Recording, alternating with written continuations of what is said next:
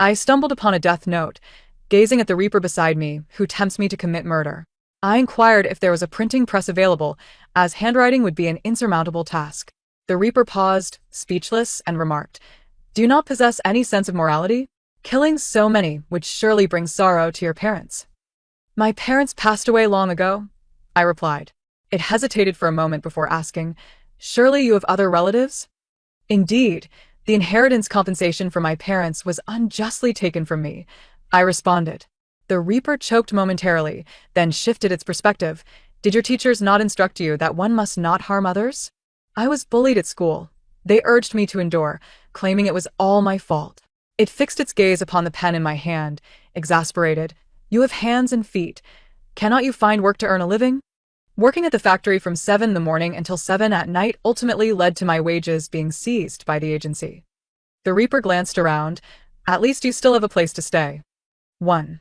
Having consumed the last of my provisions, I had just grasped the salvaged notebook to compose my farewell note when a figure cloaked in black robes abruptly materialized before me. The skeletal visage shimmered with an eerie light in its eye sockets, and its voice emitted a disquieting rasp akin to a rusted iron gate. "Human. This is the death note.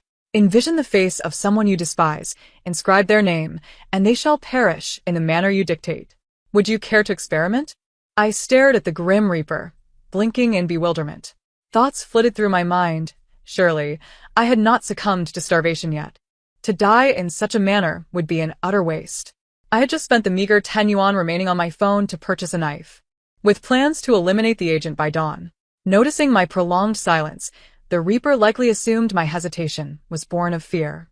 Thus, it leaned closer, enticingly whispering, "Fear not. It will remain undiscovered. Write it down, and your adversary shall meet their demise." It awaited my expression of either trepidation or exhilaration, but instead, I calmly nodded, seizing the notebook to commence my writing fervently. I scarcely registered the Reaper's murmurs beside me. It was only after I had filled 10 densely written pages, my pen exhausted and my hand achingly fatigued, that I lifted my gaze to the bewildered Reaper and earnestly inquired, "Do you possess a more advanced means? Perhaps a printing machine?" "I cannot complete this. It is simply too much to write. My hand is nearly numb." The Reaper abruptly halted, its robe momentarily forgotten. "What did you say?" "I am requesting a machine for greater efficiency. Otherwise, how shall I ever bring them all to justice?" "Would you not prefer to select one individual to test it first? Is this how we are to commence?" As it hovered closer, it scrutinized the contents of my notebook. "Drowned after struggling in a cesspit for 10 minutes. Crushed to death by a large truck. Loved to death by 10 robust men from Chengdu. Transformed into Peking duck by a madman." The Reaper's rehearsed lines seemed to choke in its throat, and it finally managed to utter, "Do you not bear even a modicum of moral burden regarding these killings?" I retorted, somewhat exasperated, "Is it not you who provided me with this notebook to commit murder?" The Reaper's cloak quivered slightly, as if encountering a human who defied the script for the first time. "Have you not considered surrendering it to the state? The previous owner did just that." I rolled my eyes, responding with resignation. Would the state assist me in eliminating my foes? I yearn for them to pay the price. I desire their deaths. Noticing its silence, I added, "If you lack the tools, do you have any human currency?" "I possess merely 2 coins, which I must reserve for bus fare." The Reaper fell into a profound silence, squatting there, its robe trailing on the ground, beginning to question its own existence. The notebook's last owner had been a virtuous soul, intent on surrendering it to the state, but the Reaper found the endeavor too tedious and thus took her life. Now, it faced a harbinger of death. 2. The Reaper, seemingly at a loss for words, pointed at the notebook and inquired curiously, "If you kill so many, your parents would surely be heartbroken." "My parents passed away long ago. They died on a construction site when I was 4. 2 lives exchanged for 800,000. The Reaper paused momentarily before asking, "Surely you have other relatives?" I nodded, a cold smile gracing my lips. "Indeed, my parents' inheritance and compensation were seized by them. They claimed to safeguard it until I came of age, but promptly squandered it on a new car. They even usurped my house, and the land was divided among them. Without them, I might have ended up in an orphanage, living a life better than this. Moreover, because I am a girl, they even contemplated selling me for money when I turned 14. They euphemistically called it finding me a good marriage. The Reaper, momentarily speechless, shifted its perspective. At the very least, you must have attended school. Isn't there compulsory education for 9 years now? Did no teacher ever instruct you against causing harm? I shot the Reaper an incredulous glare, truly unaware of its tactlessness. I did attend school, but I was bullied. They labeled me a parentless, wild child. When I sought help from a teacher, I was told to endure, as it was my fault.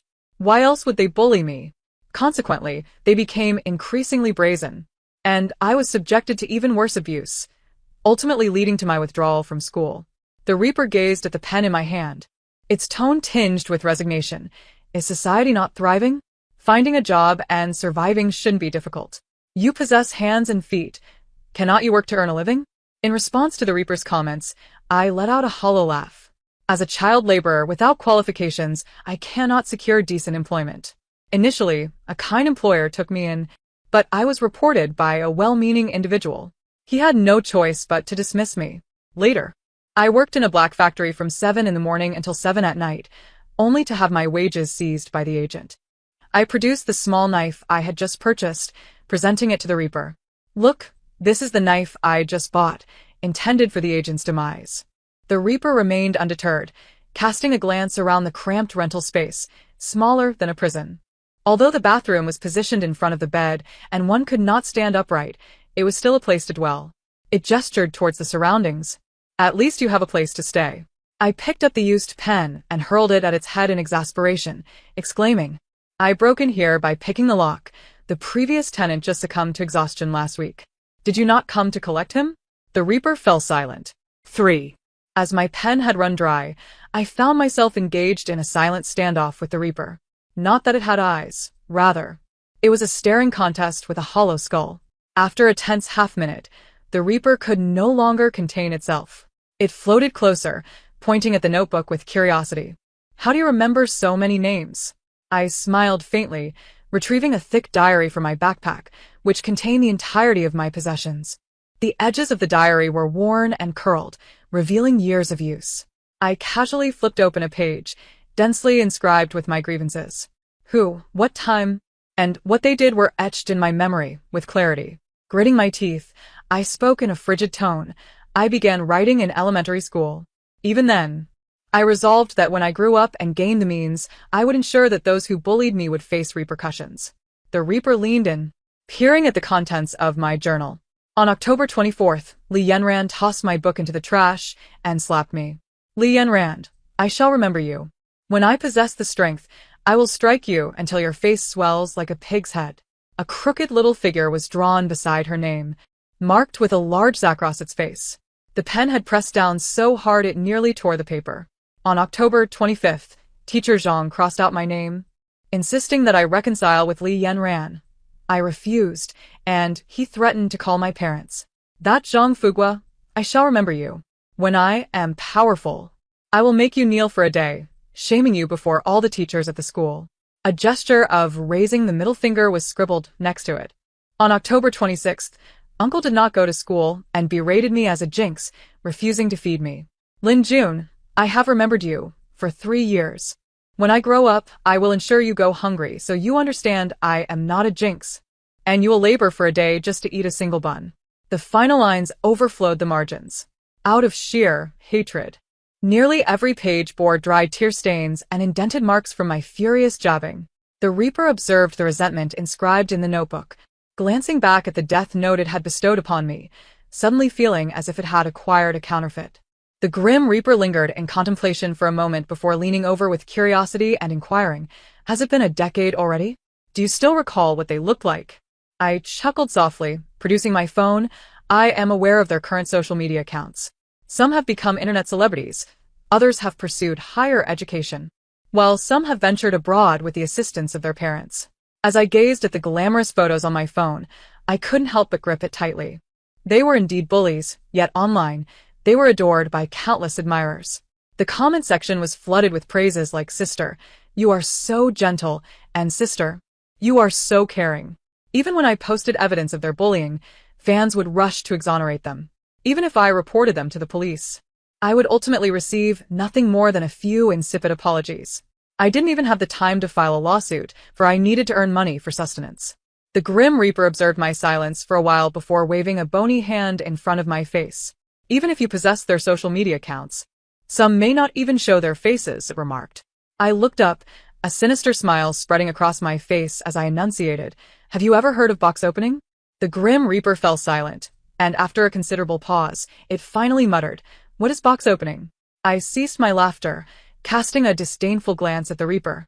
"What century are you from? You're so out of touch. Just understand that I can acquire various information about them online." The Grim Reaper observed my activity on the phone and murmured, "Isn't that illegal? Aren't you concerned about being caught? Surely, there are police in your world." I shook my head and replied earnestly, "I have great faith in the swiftness of the police. Otherwise, why would I have prepared a knife? I trust they will swiftly apprehend me after I eliminate the intermediary, preventing me from killing a second person." With that, I patted my chest nonchalantly and said, "But given my current state, do you think I care? However, I must express my gratitude to you." People are highly motivated when engaged in nefarious deeds. After a brief respite, recharging my phone, I mustered the strength to rise and prepare for a day's work. With only 2 coins left, I bought a ballpoint pen with one and used the other for bus fare to the labor market. Upon arrival, I followed the intermediary to the parcel sorting area. Aside from myself, there were a dozen or so others there for part-time work, all brought in by the same vehicle. Once the intermediary allocated us to our respective positions, he began to oversee our labor. Standing beside me was a young girl, not much older than a child, who greeted me warmly. "Hello, are you here for part-time work too?" I nodded, not wishing to expend energy on conversation. The girl smiled shyly at my acknowledgement, eager to say more, but the intermediary suddenly shouted at us, "What are you all standing around for? Can't you see the parcels piling up? You think you can earn 20 an hour for doing nothing?" The girl jumped at the sudden reprimand, turning back in silence, even though her hands continued to work. I shot a glance at the intermediary, contemplating how to eliminate him tomorrow after payday. As expected, after 2 o'clock, the intermediary began his tirade. With each passing moment, his insults grew fiercer and more vitriolic. The moment he saw anyone lagging even slightly, he would unleash a torrent of curses upon us part-timers. "What the hell? Are you blind? A bunch of useless fools, unable to comprehend such simple tasks, dumber than pigs, and you think you can earn money? If you people can't handle the work, then just get lost. Nobody wants you here." I paid him no mind, skillfully tuning out his vitriol. The Grim Reaper floated beside me, tilting its head as it observed the spitting intermediary. After a moment of contemplation, it whispered in my ear, "This intermediary resembles a demon from our realm of hell. You are akin to wretched souls whipped by a demon." Exhausted, I had little energy left to engage with the Grim Reaper. However, the girl beside me could no longer withstand it. Just as she was about to confront the intermediary, I held her back. "Don't, he's doing it on purpose. If you get scolded and leave, he saves the cost of 1 worker. After all, you only get paid if you work until morning." The girl muttered a curse, returning to her task, but after taking a sip of water, the intermediary snapped a photo, accusing her of idleness and threatening to dock her pay. She could no longer endure it, rushing over to argue with him, finally glaring at the intermediary. Her voice tinged with tears. "Who cares about your measly $200? I'm done." As she stormed off, I heard her grumbling, "Had I known, I should have just asked my parents for some pocket money." The intermediary, watching her leave, gleefully exclaimed, "The rest of you, if you have the ability, just go. If not, then work properly. A pack of useless dogs, even a dog as efficiency surpasses yours."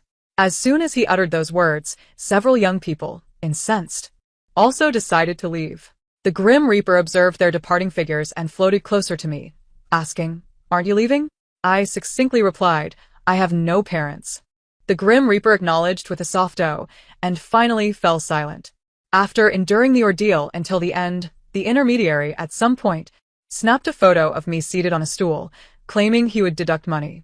Ultimately, I received only 140. I glared at the intermediary, taking a deep breath before calmly asking, "What is your name?" The intermediary, mistaking my inquiry for defiance, boldly declared himself Zhou Gui. "If you have the guts, go ahead and sue." He reveled in his confidence, aware that no one would expend thousands to pursue a lawsuit over such a meager sum. After all, those who earn their living through hard work generally lack the time, energy, or means to seek justice. Moreover, our phones had been confiscated from the outset, leaving us without evidence to support any claims. I nodded, turned away, and pulled out my notebook, writing, Zhou Gui was crushed to death by 200 gene of cow dung purchased by Mr. Zhang at 6:20 a.m. on August 7th. After finishing, I tucked the notebook back into my bag. Moments later, a scream echoed behind me.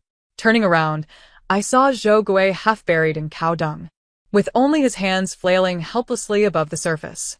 The sorting staff nearby were stunned, quickly retreating. He was now entirely trapped beneath, the dung obstructing his mouth and nose, rendering him incapable of uttering a complete cry for help. I watched for a moment before turning to leave the warehouse. The morning sun had just begun to rise, blindingly bright. I spent 5 yuan at a breakfast stall at the entrance, purchasing 4 buns and a bottle of water. As I munched on the buns, I made my way to the address I had noted yesterday. Reaching an intersection, I settled on a small stone bench by the roadside. Taking out my phone, I checked the time. There were still 10 minutes remaining. 10 minutes later, the intermediary, clutching my wages, appeared at the opposite corner. The Grim Reaper watched as a large truck flattened the intermediary. It leaned closer, resting a skeletal hand on my shoulder, and said deliberately, "Oh, you truly are heartless, making a child witness their father's tragic demise. He will likely have nightmares for years to come." I turned to the Grim Reaper, speaking earnestly. "Oh, you are so soft-hearted. You are the Grim Reaper, not an angel. Are you aware of the old Chinese saying, to cut the grass, one must remove the roots? He will have no opportunity for nightmares." The Grim Reaper gasped, and as I watched the 3 figures vanish, I slipped my phone back into my pocket and strolled toward the next address. The Grim Reaper silently trailed behind me. In just one morning, it had witnessed at least 40 different ways to die. Until noon, I felt fatigued. As I prepared to return to rest, the Grim Reaper could not help but remark, "You are rather ruthless, aren't you?" I replied nonchalantly, "They merely lost a life, whereas I have forfeited my wages. They previously withheld my pay, and now that I no longer desire it, let it be considered a price for their lives." The Grim Reaper, clutching his scythe, asked in disbelief, "Do they all owe you wages?" I nodded, a cold smirk gracing my lips. There are hardly any conscientious labor agencies nationwide. However, the first one I worked with refused to pay me anything at all. They greedily kept it all. In the midst of the Grim Reaper's lamentations, I returned to the dwelling where I had stayed yesterday. Cautiously assessing my surroundings, I took out a wire and began to pick the lock. The landlord was currently embroiled in a lawsuit with the deceased's family, who were demanding compensation in the hundreds of thousands. Compared to that sum, he had no time to concern himself with this property. I should still be able to stay for a few more days. The room appeared unchanged from the previous day, with an old mattress laid on the concrete floor. In the corner lay the pots and pans left behind by the deceased. The room had no windows, remaining dim even during the day. I tossed my backpack onto the mattress and lay down without removing my shoes. My bones felt as if they had been disassembled and haphazardly reassembled, especially my wrists, which still throbbed with pain. As soon as my eyes closed, a wave of fatigue washed over me, and I fell asleep in no time. When I awoke again, it was evening. I felt my stomach and got up, rummaging through my backpack for bread, which I swallowed down with half a bottle of cold water. I pulled out my phone, just in time to catch Li Yanran's live stream. With a delicate touch of makeup on her face, she held up a donation certificate and smiled at the camera. "Thanks to everyone's support, I donated a portion of last month's streaming commission to the Stray Animal Rescue Station. Though it may not be much, I hope it can help those little ones. And I also thank everyone for your continuous support, which enables me to do these good deeds." The comment section was instantly flooded with "Ran is so kind and I'm a fan of hers," alongside small gifs praising her as beautiful inside and out. The Grim Reaper floated beside me, tilting his skull. "It seems your classmate has transformed into a good person." He paused, seemingly gauging my reaction, and added, "If you were to kill her now, wouldn't you be no different from those who bullied you? Have you considered taking legal action instead? Moreover, you all have grown up. Hasn't the past long since passed? They harmed you, yet you are still alive. Isn't everything fine now? How could you contemplate killing her? When you reflect on this matter later, won't you feel guilt?" Won't you worry about the consequences? I lifted my gaze to him and coldly uttered 4 words. You are delusional. Neurotic. After saying this, I ignored the Grim Reaper and took out my notebook to write. Due to 3 consecutive nights of nightmares, Li Yanran during her live stream starts hitting herself while apologizing for her past actions. Ultimately, on August 10th, a fan, overwhelmed, throws sulfuric acid and dies. The Grim Reaper observed my swift actions, the flickering soul fire in his eye sockets, uncertain of what to make of it. I turned off the live stream and continued to reference my notes and the information on my phone, writing furiously. After a while, I glanced at the remaining 130 yuan. Pondering for a moment, I calculated that taking the bus to the train station would cost 1 yuan. The train fare was 60, the bus 10, and I needed to set aside 20 for 2 days' worth of food. That should suffice. I picked up my phone and booked a train ticket back home. The Grim Reaper, noticing my actions, inquired what I intended to do. I coldly replied, wipe out the village. After a 4-hour train ride and a 3-hour bus journey back to the village, I arrived just in time for a feast. The entire village had gathered to bid farewell to my uncle, who had fallen into a cesspit. As I approached, I was intercepted by my uncle's son. He scrutinized me with a furrowed brow, exuding an unmistakable air of hostility. What are you doing back here? You're just going to eat for free at my dad's funeral without giving any cash? The surrounding chatter ceased, and all eyes turned towards me. I looked up at him and calmly stated, I have no money. In fact, you should be the one giving me money. The funds my parents left behind ought to be returned to me. My uncle's son scoffed, dismissively declaring, What are you talking about? There's no such money. Even if there were, it would be used to support you. Our family raised you, and instead of being grateful, you want to demand money? As I spoke, I took the opportunity to carefully observe the expressions of the villagers. All right then, if there's no money, what about the house? The land? House. Land? My uncle's son laughed, as if he had heard the greatest joke. That house was renovated by my dad later on. It hasn't belonged to your parents for a long time. The land was also redistributed by the village. It has nothing to do with you. As he finished speaking, a nearby relative chimed in supportively, Exactly, Xiaolin.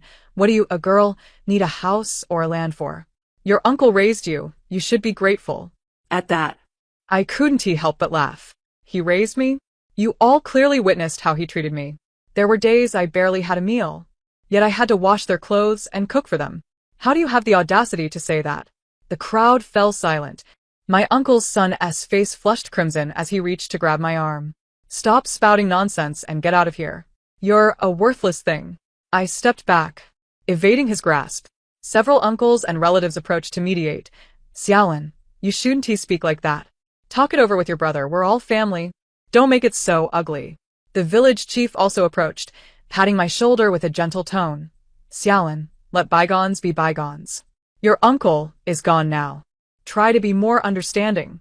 As for the land, it belongs to the collective. It can't possibly be left to a girl.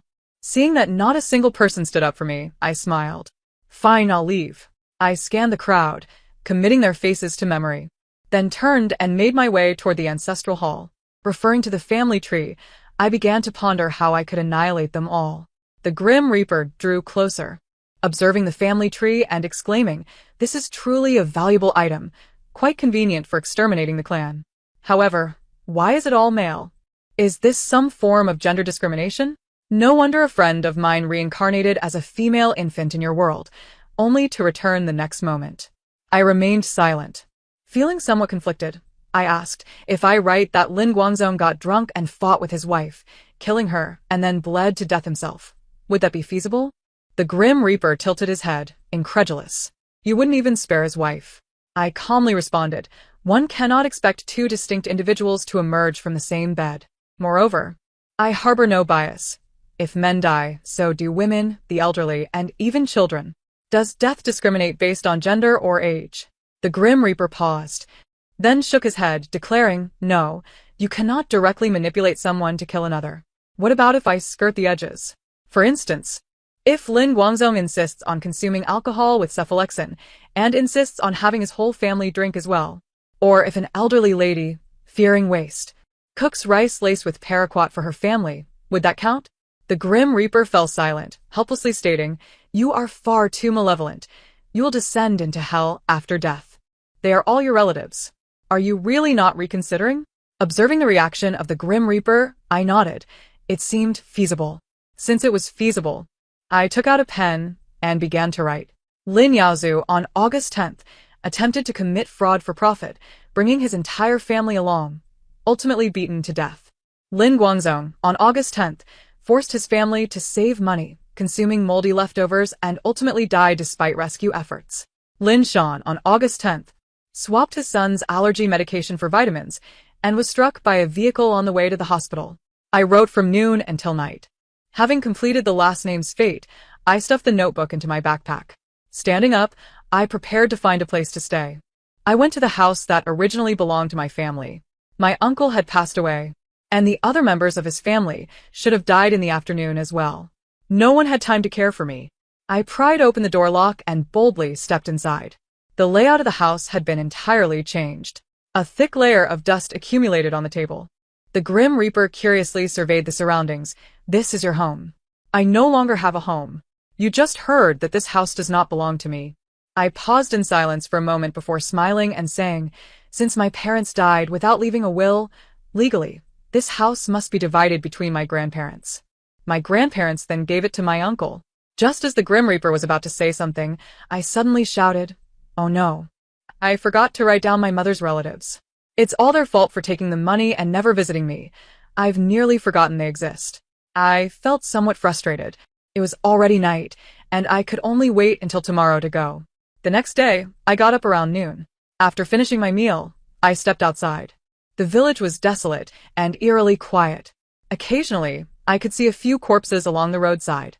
The village had lay dead at the entrance, and I couldn't help but smile as I remarked, death is indeed impartial.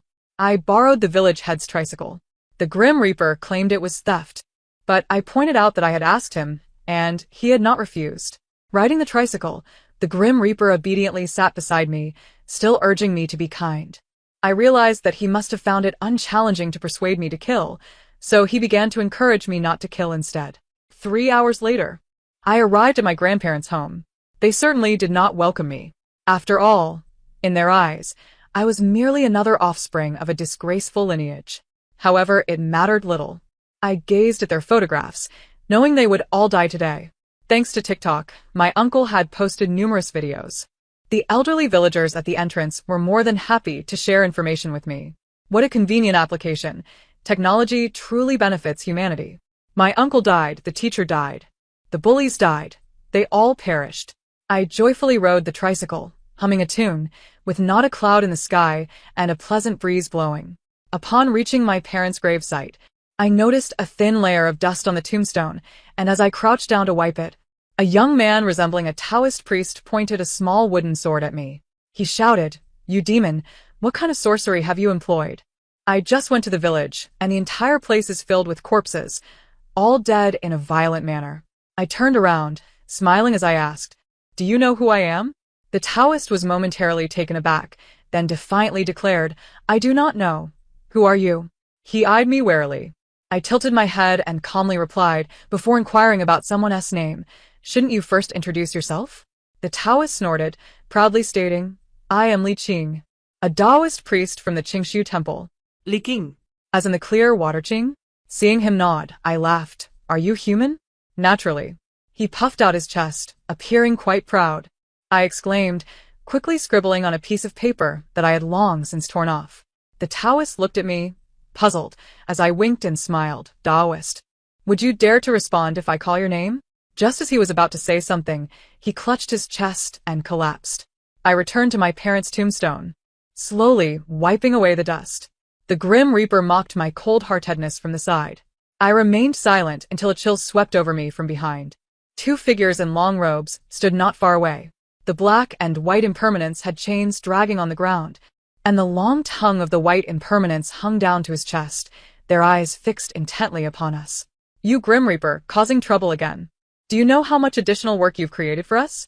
The Grim Reaper nonchalantly replied, "It's amusing. How many people die every day? Why must you keep count?"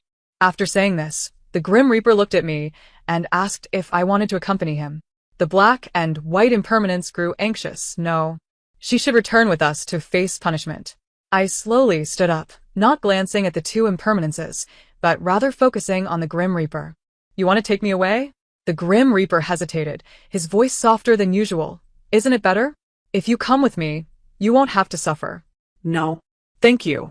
I smiled, turning to the black and white impermanence.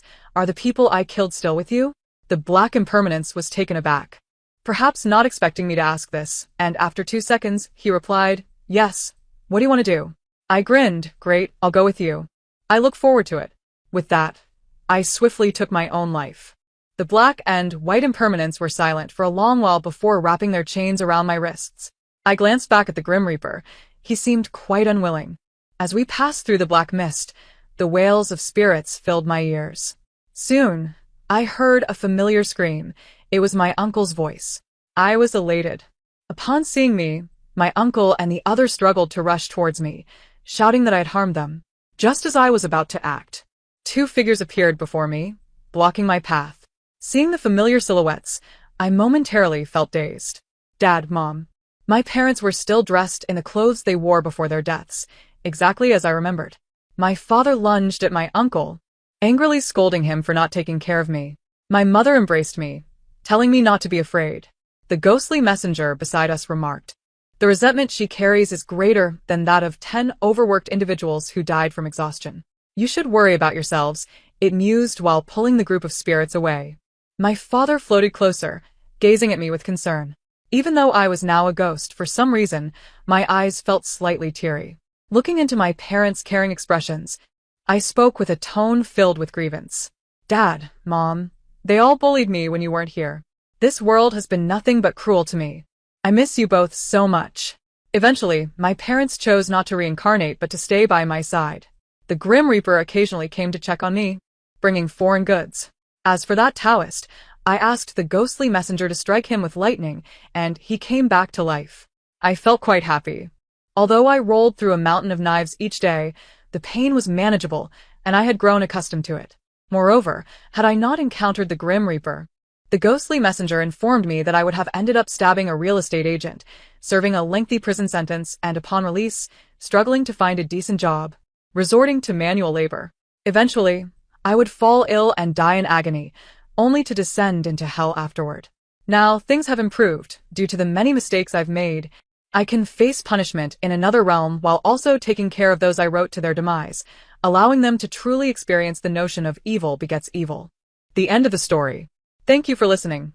See you in the next tale.